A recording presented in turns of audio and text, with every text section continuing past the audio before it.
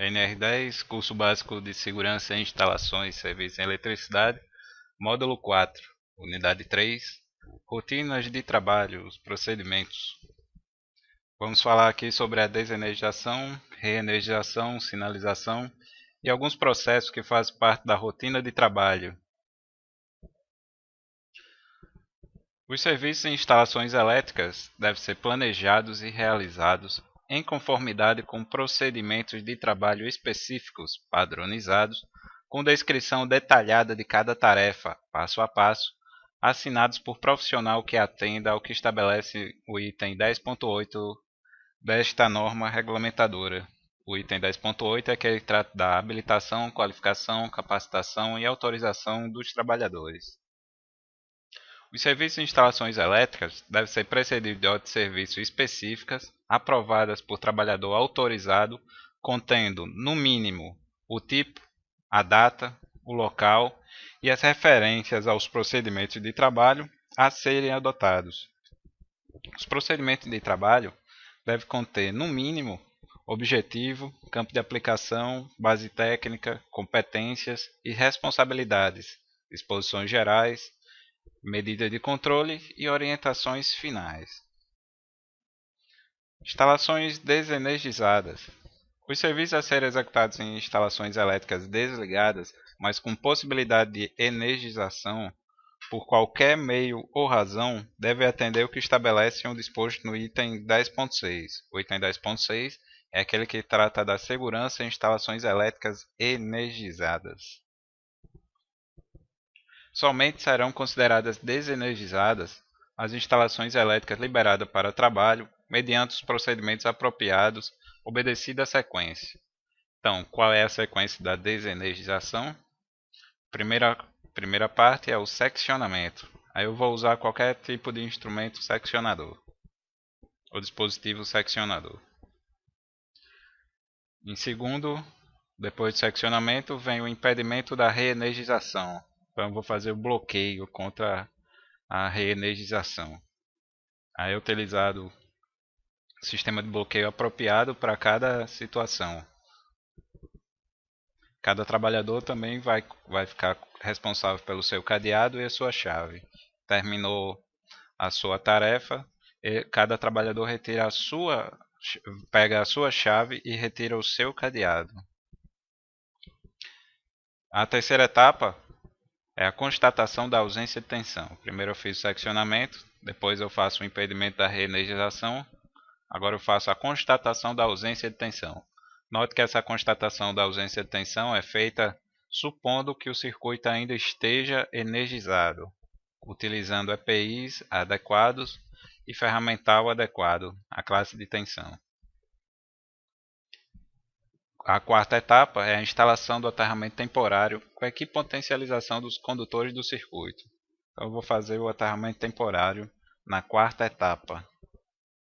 A quinta etapa é a proteção dos elementos energizados existentes na zona controlada. Então, além da minha zona de risco, eu tenho a minha zona controlada. Então eu vou fazer a proteção dos elementos energizados existentes na zona controlada, com qualquer tipo de barreira que me isole e proteja dos elementos energizados. Essa foi a quinta etapa. A sexta etapa é a instalação da sinalização de impedimento de reenergização. Então aqui esse procedimento varia de empresa para empresa, algumas empresas exigem foto, outras não. Então essas são as 6 etapas da desenergização: seccionamento, impedimento de reenergização, constatação da ausência de tensão, instalação do aterramento temporário com equipotencialização dos condutores de circuito. Na quinta etapa é a proteção dos elementos energizados existentes na zona controlada.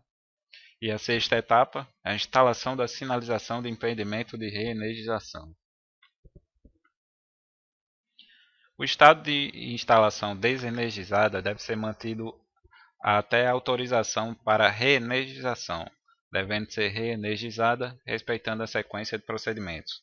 Então agora, quais são os procedimentos da reenergização? Primeira etapa, retirada das ferramentas, utensílios e equipamentos. Então faço a limpeza da área. Depois eu faço a retirada da zona controlada de todos os trabalhadores não envolvidos no processo de reenergização. Então, o trabalhador que não está envolvido no processo de reenergização só deve ter acesso até a zona livre. Então, eu faço a remoção do aterramento temporário, da equipotencialização e das proteções adicionais. Faço a remoção da sinalização de impedimento da reenergização na quarta etapa. E a quinta etapa eu faço o destravamento, se houver, e religação do dispositivo de seccionamento. Então, as etapas da reenergização são 5. Então, eu primeiro retiro as ferramentas, utensílios e equipamentos. Depois eu retiro da zona controlada todos os trabalhadores não envolvidos no processo de reenergização.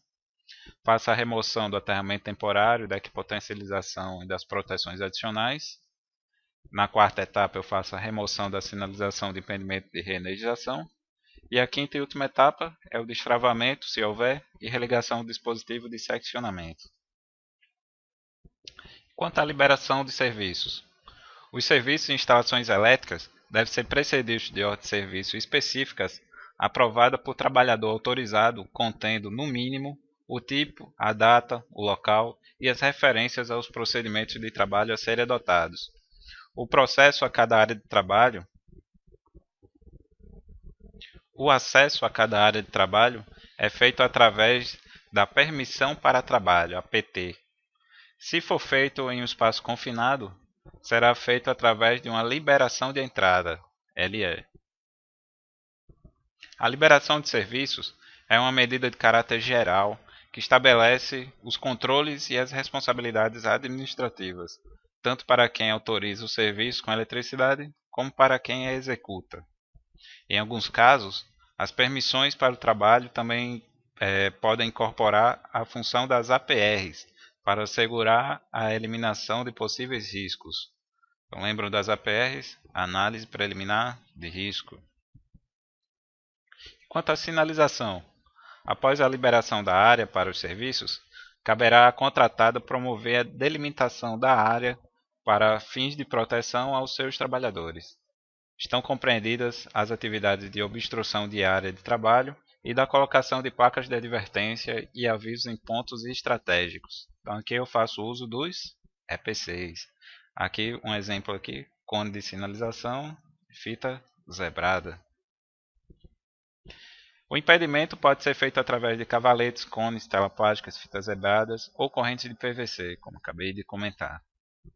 Aqui um exemplo aqui do impedimento feito. Também faço a delimitação de área aqui, ó, um exemplo, mostrando o uso de cones e fitas, fazendo a delimitação de área. No lado direito, sinalização de área de circulação, está sendo executado aqui um serviço, é feito utilizando os APCs, a sinalização de área de circulação. E quanto à inspeção de áreas, ferramentas e instrumentos de medição? Os equipamentos, dispositivos e ferramentas que possuem isolamento elétrico devem estar adequados às tensões envolvidas e serem inspecionados e testados de acordo com as regulamentações existentes ou recomendações dos fabricantes.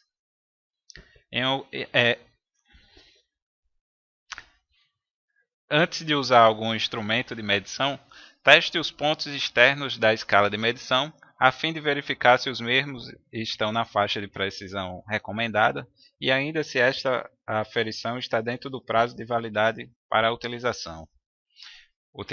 Verifique também a escala, muito importante. Ao utilizar uma extensão, verifique se a mesma não contém emendas ou trechos de fios desencapados. Então, isso daqui é extremamente perigoso. Faça a verificação da extensão. Verifique as condições do posto de trabalho antes de providenciar a sinalização. Em um dia chuvoso, por exemplo, verifique se não apresenta goteiras prejudiciais à segurança do trabalho. Em ambientes com atmosfera potencialmente explosiva, é terminantemente proibido o uso de lanternas que não sejam à prova de explosão. Os eventuais martelos ou marretas a serem utilizados em trabalho nesses ambientes deverão ser à prova de faíscas. Aqui um exemplo de uma lanterna utilizada nesse tipo de situação e alguns martelos e marretas utilizadas, feitos com compostos que evitem faíscas. E uma coisa muito importante, não deverão ser feitas descaracterizações, substituições ou improvisações. É terminantemente proibido que, por exemplo, se o seu sabre de luz quebrar, não faça improvisações. E com isso termina essa unidade, finalizando assim um quarto módulo.